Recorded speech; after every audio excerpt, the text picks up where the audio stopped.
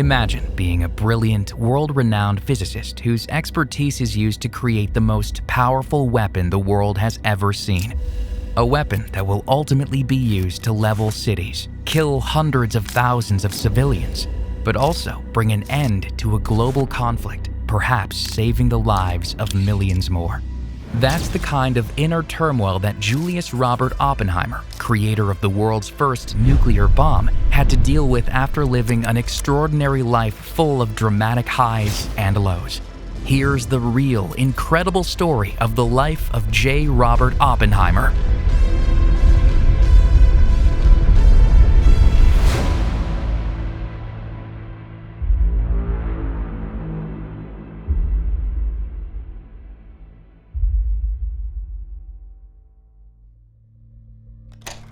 Oppenheimer, born in New York City to German Jewish immigrants on April 22, 1904, demonstrated exceptional academic abilities from a young age.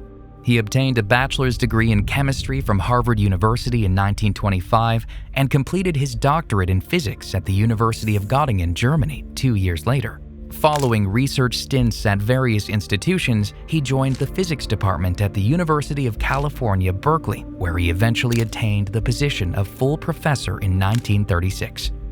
Throughout his career, Oppenheimer made remarkable advancements in theoretical physics, most notably in nuclear physics and quantum mechanics. His contributions encompassed significant achievements, including a key understanding of the behavior of subatomic particles and the nature of neutron stars.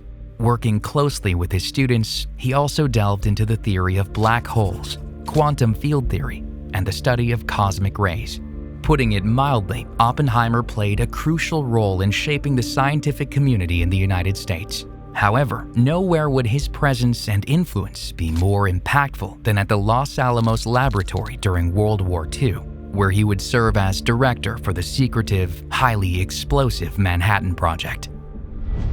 Led by the United States with support from the United Kingdom and Canada, the Manhattan Project was a top-secret research and development project with one mighty aim: to develop the world's first atomic bomb.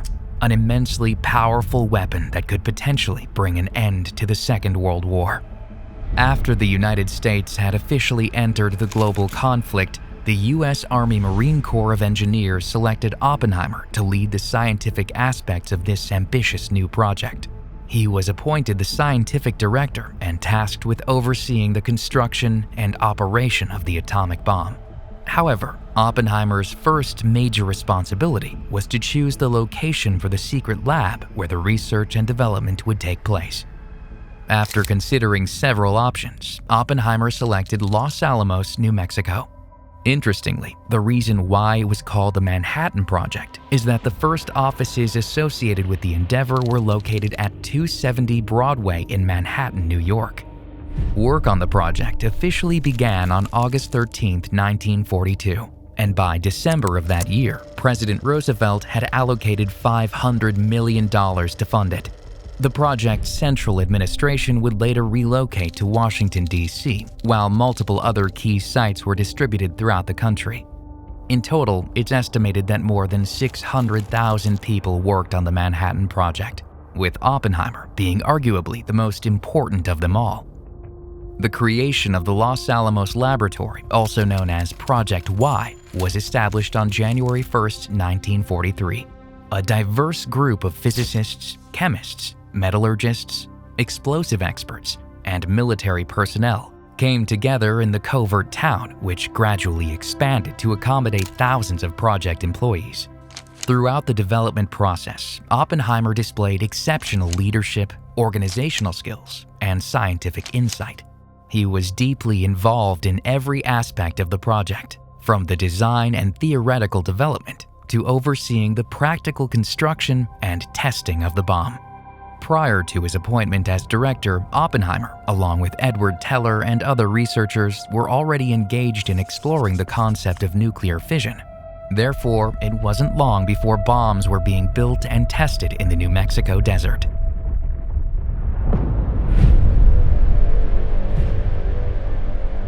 The culmination of these tests was the successful detonation of the first atomic bomb during the Trinity test on July 16, 1945. The gadget plutonium bomb, as it was called, detonated with a force equivalent to about 20 kilotons, creating a towering mushroom cloud that ascended 8 miles into the sky. The explosion also resulted in a crater over 1,000 feet wide and around 10 feet deep. The implosion-type bomb utilized a core of plutonium-239, which was surrounded by conventional high explosives that were carefully arranged to compress the plutonium core into a supercritical mass. This compression triggered a nuclear chain reaction, resulting in a massive release of energy and a very powerful explosion.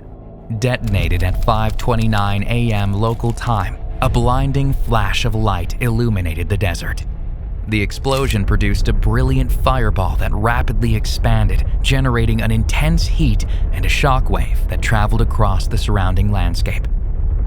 The environmental impact of the Trinity test was significant, leaving behind a radioactive fallout that affected the area surrounding the blast site.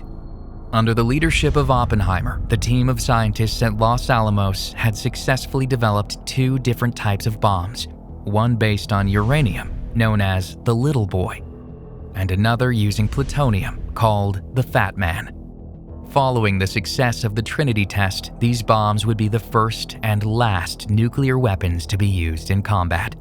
Military leaders overseeing the Manhattan Project identified the city of Hiroshima in Japan as a suitable target for deployment of an atomic bomb due to its size and the absence of known American prisoners of war in the area.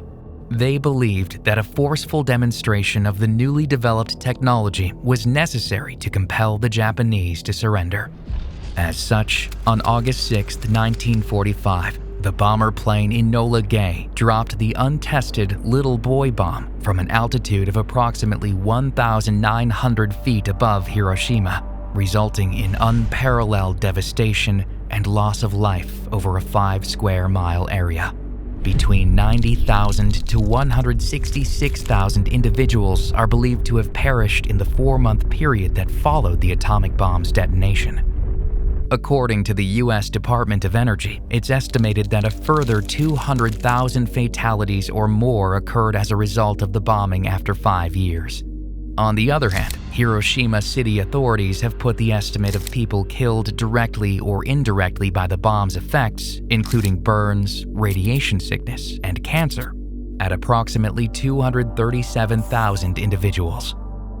With no immediate surrender following the devastating attack, 3 days later on August 9th, the Fat Man bomb was dropped on Nagasaki, targeting a torpedo building plant and causing destruction over more than 3 square miles of the city. Around 40,000 to 75,000 people lost their lives in the immediate aftermath of this second atomic explosion, and an additional 60,000 people suffered severe injuries. The following day, on August 10, 1945, the Japanese signified their intention to surrender to the U.S. government, which, following President Franklin D. Roosevelt's passing, was under the new leadership of President Harry Truman.